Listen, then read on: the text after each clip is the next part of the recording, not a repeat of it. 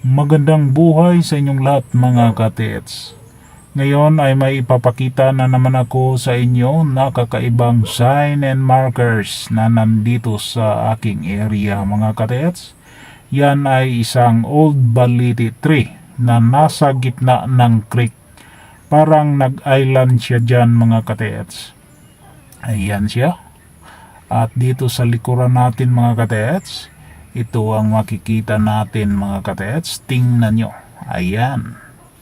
Yan yung parang siminto na bato mga katets. Kulay itim. Yan ay secret pointer mga katets. Yan ay arrow. Nagtuturo yan ng direction kung saan ka dapat pumunta.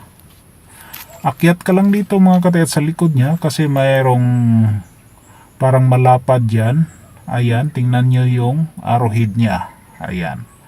Nakatutok siya dyan sa mga bato na yan sa gilid ng puno ng baliti.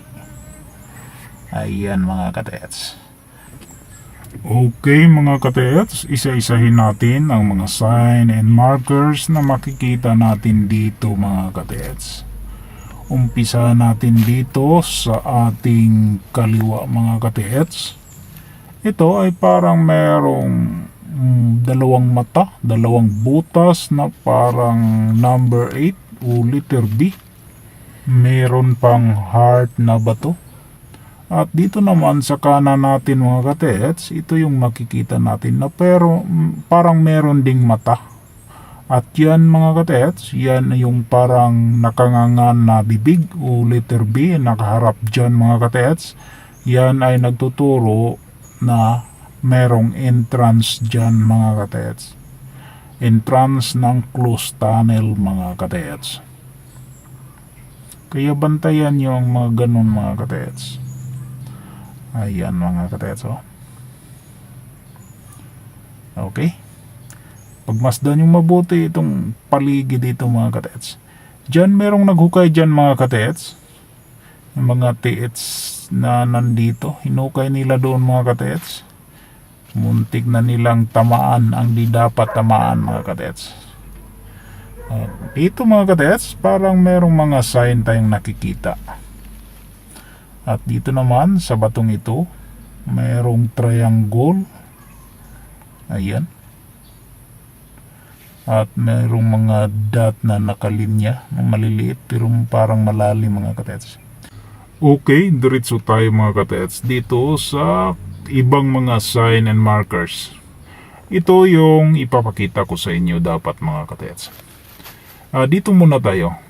Dito sa harap ko mga katets ay merong dalawang bato dito na ito parang itlog ang isa at ang isa yung katabi niya dito. Dyan yan mga katets. Kinuha ko. Nilagyan ko ng dahon para di halata at nilipat ko yan doon mga katets. Ayun oh. Parang box na bato mga katets. Ayan, nilagay ko dyan mga katets kasi meron ding laman yan mga katets. Merong gold dust yan. Mamaya dalhin ko yung parang itlog mga katets. Ito ang ipapakita ko sa inyo. Ano bang sign ito mga katets o marker na ito mga katets? Para siyang siniminto. Makapal siya, naka-emboss siya mga katets. Parang kalahating pulgada ang kapal niya at naka-letter C. At nilagyan niyang bato mga katets ay hugis triangle. Ayan mga katets. At dito naman sa gilid niya mga katets, meron ding medyo hugis triangle din na bato mga katets. Ayan. At meron pang katabing bato na ito mga katets. Pero parang wala naman tayong nakikitang magandang marka mga katets. Maliban dito sa ayan, parang mayroong biyak. Ito mga katets, pagmasdan yung mabuti mga katets. Ito ay sign ng bomba. Parang hapon na nakapikit, singkit ang mata. At sa ilalim niyan, merong arrowhead. At dyan sa ilalim mismo, nandyan ang puwit ng isang vintage bomb mga katets. Dyan nakalagay yung puwit niya mga katets. Medyo mahaba ang bomba na ito mga katets. Parang mahigit 1 metro. Diyan ang puwit niya, papunta siya dito. Hanggang dyan siya mga katets. Oh. Ayan.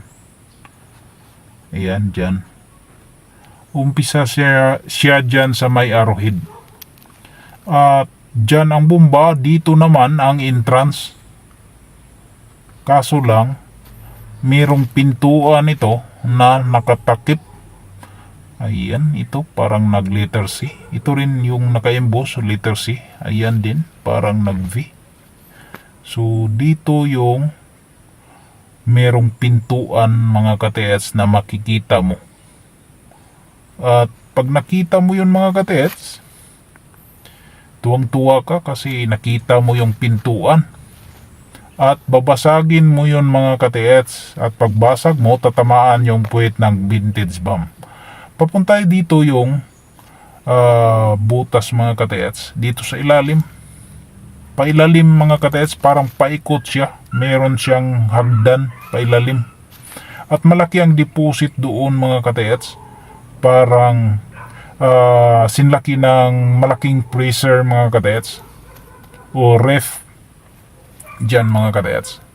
Kaso lang, merong tubig dyan mga katets. Ang isa sa pinakamalaking trap niyan ay tubig at poison. Dito naman sa entrance ay merong bomba.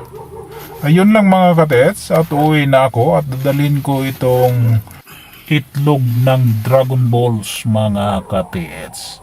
Hanggang sa muli, maraming salamat.